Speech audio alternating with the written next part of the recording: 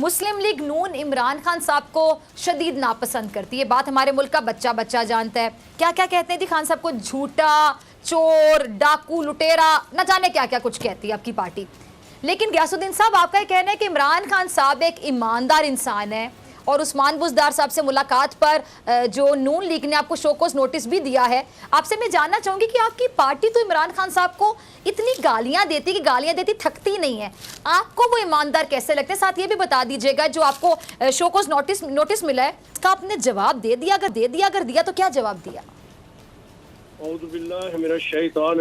बिस्मिल्लाहिर्रहमानिर्रहीम। सबसे पहले मोहतरमा, मैं आपके चैनल का शुक्रिया अदा करता हूँ कि आपने मुझे अपनी राय जो है उसका इजहार करने का मौका अता फरमाया है। ये हमारे मुल्क की बदकिस्मती है कि हमारे मुल्क की जमातें जो हैं ये एक दूसरे को नापसंद करती हैं और वो कोई अच्छा काम करे या बुरा काम करे ये किसी लिहाज से भी पसंद नहीं करती। हालांकि दोनों जो हैं ये पाकिस्तान की पार्टियां हैं, ये पाकिस्तान है हमारा। अगर कोई अच्छा काम करे तो उनकी हमायत करनी चाहिए, अगर बुरा है तो उस पर तनकीद करें, बल्कि सिर्फ तनकीद उनको जलील करने के लिए नहीं करनी चाहिए, तामीरी तनकीद करनी चाहिए जो इस्लाम के अंदर है। यहाँ तामीरी तनकीद नहीं करते, अच्छा काम भी हो तो उसे भी जलील करते हैं। जैसे आपने कहा कि वज़ीर आज़म इमरान खान साहब को हमारी पार्टी जो है वो जो है अच्छा नहीं समझती, मैं इस चीज का कायल नहीं कि अगर इमरान खान साहब ने एक जो है हल्फ लिया है तो पाकिस्तान के आइन के मुताबिक लिया है, तो अब चाहिए ये कि अगर वो अच्छा काम करते हैं तो उनकी तारीफ करें। अगर कोई देखते हैं इनके इल्म में के काम अच्छा नहीं तो तावन करके आगे बढ़े, मुल्क की तामीर करनी है। देखो मुल्क किस नहज पर पहुंच चुका है, हालात इतने खराब हो चुके हैं कि गुर्बत जो है वो उरूज पर पहुंच चुकी है, हर तरफ जो है वो नफ्सा नफ्सी का बिल्कुल ऐसे। अच्छा गयासुद्दीन साहब, आपकी बात मैं काट रही हूँ। आपने कहा कि जी जो अच्छा काम करे इमरान खान साहब उसकी तारीफ करनी चाहिए। बात आप अपनी पार्टी को समझा चुके हैं, आप समझाते रहते हैं इसी अंदाज में। साथ ही साथ आपकी नजर में इमरान खान साहब ने जो अच्छे काम किए जरा गिनवाइएगा।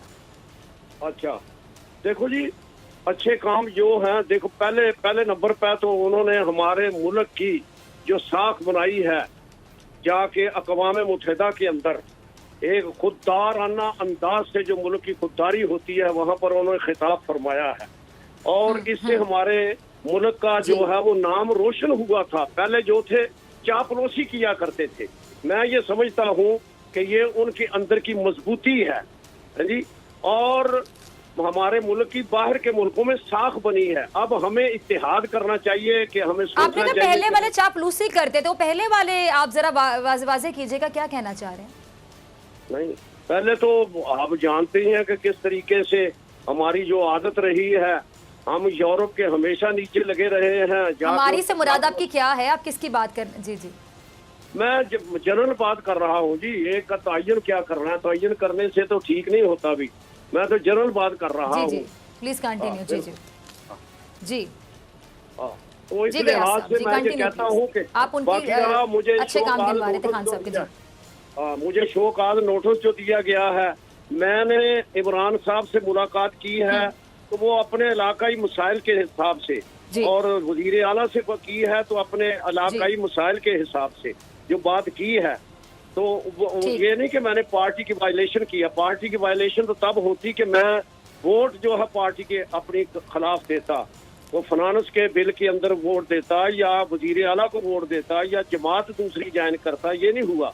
मुलाकात करने से क्या है, इस्लाम के अंदर मौजूद है उस सलाम वाते मुत्ताम, सलाम फैलाओ और खाना खिलाओ, एक दूसरे से सलाम लेने से। यही हमारी बदकिस्मती है कि हम एक दूसरे को मिलना पसंद नहीं करते, जिसकी वजह से हमारा मुल्क दिन ब दिन जो है। अच्छा गयासुद्दीन साहब, आपकी बात से मैं ये कंक्लूड कर सकती हूँ कि आपके नजदीक इमरान खान साहब एक अच्छे और एक संजीदा और एक मुखलिस हुक्मरान है?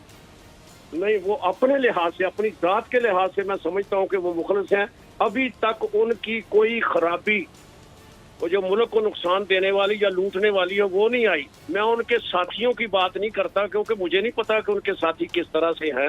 वो MNA हजरात जानते होंगे या खुद। मैंने साथियों के बारे में तो सवाल भी नहीं ना किया गयासुद्दीन साहब, मैं सिर्फ इमरान खान साहब के बारे में बात कर रही हूँ, क्योंकि आपकी पार्टी वाले इमरान खान साहब को बड़ा बुरा भला कहते हैं। अब अभी जो बुरा भला कहते हैं ना, ये ठीक नहीं है। अब करना चाहिए कि क्या उन्होंने किया है, कोई लूटा है, कोई इस तरह से आया है, ये नहीं हुआ अभी। इस तरह से जो लोग जो है पैसे बनाते हैं, बाहर ले जाते हैं, ये किया है।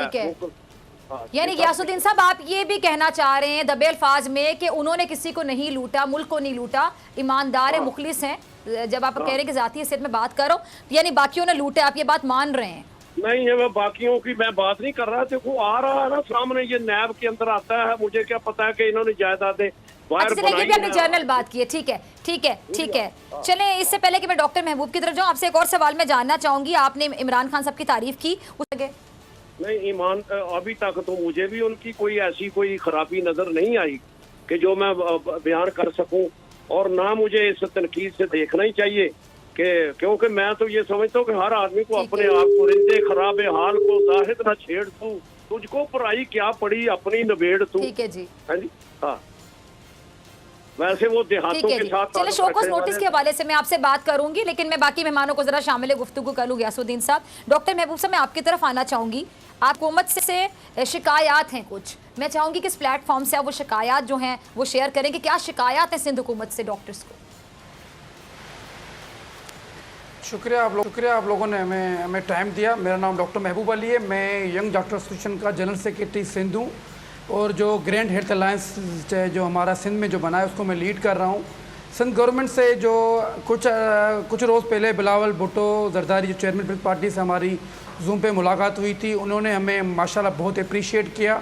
तमाम पाकिस्तान के डॉक्टर्स को, यंग डॉक्टर्स को अप्रिशिएट किया। उसे उन्होंने कहा था कि जो तमाम जो सिंध में जो डॉक्टर्स, हेल्थ वर्कर, जो नर्सेज, पैरामेडिकल काम कर रहे हैं, आप उनको हेल्थ रिस्क अलाउंस जारी करें। जो आज जो समरी जो जारी की गई है जो फिनांस डिपार्टमेंट से, वो एक गलत लेटर जारी किया है, जिसमें जो कहा गया था हमारे जो नासिर हुसैन शाह और सईद गनी से जो हमारे मुज़ाकरात हुए थे जो 22 जून को, उन्होंने यही कहा था कि आपको मार्च या अप्रैल से आपको रिस्क अलाउंस पूरे सिंध के तमाम हेल्थ वर्कर्स को दिया जाएगा, जो आज उन्होंने जुलाई से जारी किए हैं। इस चीज़ को हम रद्द करते हैं और चेयरमैन बिलावल भुट्टो जरदारी को रिक्वेस्ट करते हैं कि उनको हेल्थ ऑफिसर्स और फाइनेंशियल डिपार्टमेंट्स को वो एक स्टेटमेंट जारी करे, या नासिर हुसैन शाह या सईद गनी इस चीज़ में इंटरेस्ट ले, क्योंकि जो हमारे जो पाकिस्तान के जो तमाम हेल्थ वर्कर्स जो काम कर रहे हैं उनको अप्रिशिएट नहीं किया जा रहा। हमारे जो डॉक्टर जो पंजाब में काम कर रहे हैं, KPK में काम कर रहे हैं, वो वहाँ मायूस हो चुके हैं, उनको कोई अप्रिशिएट नहीं कर रहा। सिर्फ आप उनको सलाम दे रहे हैं, सलामों से कोई पेट भरने वाला नहीं है। आप एक जगह एक डॉक्टर जो काम कर रहे हैं, रिस्क में काम कर रहे हैं, आप उनको रिस्क अलाउंस दें। और दूसरी बात ये कि जो दिन दिहाड़े रोज़ मसले होते जा रहे हैं, पंजाब में भी हो रहे हैं, सिंध में भी हो रहे हैं और KPK में भी हो रहे हैं, और जो कश्मीर में जो हमारे भाई के जो डॉक्टर आज़ाद कश्मीर जो काम, उन्होंने हमारे रिस्क अलाउंस और अपनी PPs की बात की, उनको अरेस्ट किया गया, उनको मारा गया है। क्या ये हम जमहूरियत है? क्या यही जमहूरियत कहा जाता है जिसमें डॉक्टरों को इस आप हिफाजती किट के जाने के बजाय आप उनको अंदर कर रहे हैं? और आपको ये चाहिए कि आप उनको अप्रिशिएट करें। ये अगर खुदा न खास्ता अगर ये लोग मायूस हो गए, मुल्क में डॉक्टर्स, हेल्थ वर्कर्स का बहरान आ जाएगा, यहाँ सब लोग बाहर चले जाएंगे। आप उनको ना PPs दे रहे हैं, और दूसरी बात ये कि पूरे मुल्क में एक फेडरल लेवल पे आप सिक्योरिटी बिल पास कर दें।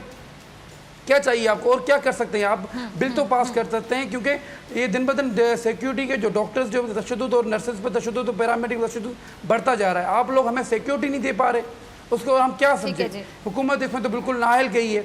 सिंध गवर्नमेंट के जो हाईली अथॉरिटी वो चाहते हैं कि मसले हल हों, जो नीचे के लोग बैठे हैं वो मसले हल नहीं करना चाहते। हम क्या करें बताएं? आप क्या रोडों पे रोज आए, प्रोटेस्ट करें? हमने आपको मारा? चलिए पूछने की कोशिश करते हैं। नकवी साहब प्रोग्राम में मौजूद हैं, उनकी तरफ मैं जाती हूँ। सिंध गवर्नमेंट से हमने राब्ता करने की कोशिश की। मैं जरा नकवी साहब आपके पास आने से पहले बता दूं नाजरीन को कि फैसल करीम घुंडी साहब ने कमिट किया था हमारे प्रोग्राम में, उन्होंने आना था, पीपल्स पार्टी के मौक़िफ़ से आगाह करना था, लेकिन अब वो फ़ोन नहीं उठा रहे। मेरे प्रोड्यूसर साहब रजा बार बार उनको कॉल कर रहे हैं, वो कॉल नहीं उठा रहे हैं। इस रवैये पर भी चले मुझे मौका मिला, आज के मुझे कहने का मौका मिल रहा है। नकवी साहब पहली बार नहीं हुआ, अक्सर हम देखते हैं, मैं इनका नाम तो मैंने ले लिया ना, फैसल करीम कुंडी साहब का, मैं डरती तो नहीं हूं किसी से। ये अक्सर सियासतदान कमिट करके नहीं आते हैं। इस बात को अगर आप ब्रॉड स्पेक्ट्रम में देखें, यानी किसी के वक्त की अहमियत का आपको एहसास नहीं है, यही कुछ मुल्क के साथ होता रहा, क्यों कमिट करके नहीं आते? मैं आपको भी देख रही थी, आपकी मैं कोई तारीफ नहीं करी बिला वजह, आपको मैं देख रही थी, आज आप प्रेस कॉन्फ्रेंस करते, आपका बड़ा बिजी स्केड्यूल था, लेकिन आपने कमिट किया, प्रोग्राम में आए। सियासतदानों के रवैये पे जरा प्लीज कुछ कहिएगा पहले, फिर मैं आपसे सवाल पूछती। मैंने बड़ी मेरिट पे आपकी तारीफ की है कि आप आते हैं कमिट करके। जी बहुत बहुत शुक्रिया, बहुत बहुत शुक्रिया। मैं समझता हूँ सियासत का मंबा ये है कि जो भी वादे किए जाएं सोच समझ के किए जाएं और फिर वादे को निभाने की कोशिश पूरी की जाए। अगर उसके बावजूद कोई मजबूरी हो जाए, और मैं ये सिर्फ टीवी प्रोग्राम के हवाले से नहीं कह रहा जी, मैं टीवी प्रोग्राम के हवाले से नहीं कह रहा, मैं आम मैनिफेस्टो के वादे से भी कह रहा हूँ जी। मैं यही कह रहा हूँ कि जो शख्स अपने वादे पे पूरा नहीं उतरता वो किसी चीज़ पे पूरा नहीं उतरेगा। जो गयासुद्दीन साहब कह रहे थे वो भी दुरुस्त है कि इंसान को जब किसी पे तनकीद करनी हो तो मिसाल दे के तनकीद करे कि मैं इस वजह से उसको ये कह रहा हूँ। जैसे ये सिलेक्टेड कहते हैं, तो उसी इलेक्शन में खुद जब जीत के आते हैं तो खुद इलेक्टेड है, उसी इलेक्शन से दूसरा आदमी आए तो सिलेक्टेड है, तो आर्गुमेंट यूजलेस। बिल्कुल देखिए, समझ से जब ये कहते हैं कि जी ये वादा नहीं पूरा किया तो पहले वो वादे गिनाए जो कि उन्हें पूरे किए। याद है आपके ही प्रोग्राम में तैमूर तालपुर से आपने पूछे थे 10 बड़ी चीजें बता दो जो सिंध में हुई, वो तीसरी के बाद और तीसरी में क्या थी? सिंध असेंबली का हमने वर्चुअल इजलास कराया, वर्चुअल इजलास कराया। अगर ये अवाम की खिदमत है 12 साल वाली हुकूमत की, तो मेरे ख्याल से सिंध के अवाम को बड़ा। चले नकवी साहब, मुझे उन्हीं की बात से मैं आगे बढ़ाती हूँ। तैमूर साहब को आपने याद किया, तालपुर साहब को, कि प्रोग्राम में आप भी थे, वो भी थे, पिछले हफ्ते की बात है, तो वो बड़ा क्रेडिट ले रहे थे, बड़े कॉन्फिडेंस, बल्कि उनके कॉन्फिडेंस की तो दाद देना नकवी साहब कि उन्होंने बड़े कॉन्फिडेंस से, अब क्या बोलोगे, झूठ बोला, क्या बोला, इज्जत रखने की कोशिश की सिंध हुकूमत की। उन्होंने कहा कि जी हमारी अचीवमेंट्स 12 साल की हैं, उनमें नंबर 1 पे उन्होंने कहा हेल्थ है, नंबर 2 पे उन्होंने कहा कि शायद एजुकेशन है, 3 पे शायद आई थिंक IT बोला, तो उन्होंने कहा कि नंबर 1 पे हेल्थ है। अब आज के प्रोग्राम में देख लें कि हेल्थ से रिलेटेड ये अभी डॉक्टर महबूब नूरानी साहब बैठे हैं, अपने मसाइल बता रहे हैं। नंबर 1 अचीवमेंट आप मुझे बताएं। अब मैं तो कहते तालपुर साहब को जरा कॉल मिला लें, रजा उनसे जरा मैं पूछूं कि डॉक्टर साहब बैठे हैं, आप पिछले मेरे प्रोग्राम में कहते कि हेल्थ में हमने नंबर 1 बना दिया सूबा सिंध को, तो डॉक्टर साहब क्यों बैठे हमारे प्रोग्राम में? अब जरा नकवी साहब बाकी मेरे ख्याल से जुमले कंप्लीट आप कर दें कि डॉक्टर साहब की शिकायत बजा है। मैं समझता हूँ कि देखिए, पहली चीज़ मेरे ये छोटे भाइयों की तरह हैं, इनको पहले अपने अहद के साथ वफा करना चाहिए। इनका अहद ये है कि इन्होंने हर बीमार शख्स की खिदमत करके उसको सेहतमंद करने की कोशिश करनी है। उसमें कहीं मुआवजे का जिक्र नहीं है। हर आदमी के साथ पेट बंधा हुआ है, अपना मुआवजा डिमांड करना इनका हक बनता है, लेकिन उस पे ये नहीं कर सकते कि अपनी सर्विस ये बंद कर दें। ये जब करेंगे तो ये अपने अहद से भी गद्दारी करेंगे और मेरे ख्याल से अवाम के साथ जुल्म करेंगे। इनको राइट टू अपनी राइट्स को डिमांड करने का हक है, उसके लिए कैंपेन करने का हक है, लोगों से मिलने का हक है, अखबारात और आप जैसे प्रोग्रामों में आने का हक है, अपने मसाइल बयान करने का हक है। लेकिन जिस बात का हक नहीं है कि वो इमरजेंसी बंद कर दी जाए, वो वार्ड्स में से वॉकआउट करने का, इमरजेंसी छोड़ के जाना या पेशेंट पे कॉम्प्रोमाइज करना, बिल्कुल मर जाए। तो मैं इनसे ये कहूँगा कि आप मसीहा हैं, आपको अपना मसीहाई का किरदार से किनारा कशी कभी भी किसी वक्त भी नहीं इख्तियार करनी चाहिए। देखिए फिर अवाम आपके साथ। डॉक्टर महबूब साहब बहुत अच्छी बात की नकवी साहब ने, नकवी साहब ने बड़ी प्यारी बात की। डॉक्टर साहब की आवाम फिर आपके साथ खुद खड़ी होगी। अब जरा थोड़ा सवाल है, आपको शायद ये थोड़ा तीखा भी लगेगा, चुभता हुआ भी लगेगा। मैं तो बार बार आपको मसीहा कहती हूँ कि डॉक्टर्स हैं और पैरामेडिक स्टाफ, सिर्फ डॉक्टर्स ही नहीं बल्कि नर्सेज, पैरामेडिक स्टाफ, जितनी हम तारीफ करें कम है। कोरोना डेज में तो यकीनन मतलब होता है ना कि ज़बानी कलामी कहते हैं कि फ्रंट लाइन सोल्जर्स, नहीं, मैं तो बड़ा सोच समझ कर आपको फ्रंट लाइन सोल्जर्स कहूँगी, सलाम पेश करूँगी। लेकिन डॉक्टर साहब थोड़ा सा गिला डॉक्टर से भी है कि आप जब डॉक्टर बनते हैं आपका सबसे पहला हलफ ये होता है कि आपके लिए पेशेंट की जान से इंपॉर्टेंट कुछ भी नहीं है। फिर सैलरी और ये मुआवजे वाली चीज़ें तो बाद में आ जाती है ना। ठीक है, इश्यूज़ हैं, आप इतना पढ़ लिख के आगे आते हैं, आपकी भी बहुत सी एक्सपेक्टेशंस हैं, आपके वालिदैन की बहुत सी एक्सपेक्टेशंस हैं कि आपका अच्छा एक हैंडसम सैलरी पैकेज जो आपके मसाइल ना हो, आप अपने मसाइल के लिए खड़े होंगे, एहतजाज करेंगे। लेकिन पेशेंट को पीछे छोड़ के इमरजेंसी का बाइकआउट करके ये बात जरा समझा दें। इस पर फिर आवाम के भी दिल खराब होते हैं और आवाम भी आप लोगों से नाला और नाराज हो जाती है। डॉक्टर साहब, आप खुद भी अग्री करेंगे?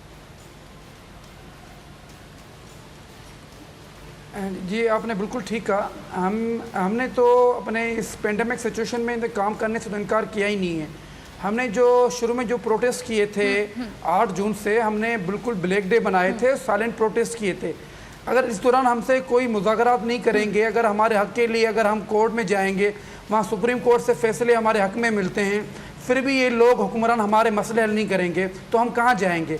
इस सिचुएशन में हमने काम भी किया है। हमने तो ना इमरजेंसी बंद की, ना कोविड में आइसोलेशन बंद किए।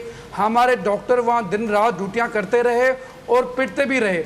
और पिटने की क्या, हमने जब सिक्योरिटी मांगी तो हमें सिक्योरिटी के बजाय इन्होंने हमें क्या दिया? रुसवाई दी, कोई अप्रिशिएट नहीं किया। ये सिर्फ हमें पॉलिटिकल स्टेटमेंट देते रहते हैं, क्योंकि हम ना किसी गवर्नमेंट के खिलाफ हैं, ना किसी ब्यूरोक्रेट के खिलाफ हैं। एक वाईडी एक डॉक्टर साहब, आपने बड़ी सब्सक्राइब करें और बेल दबाएं ताकि कोई खबर रह न जाए।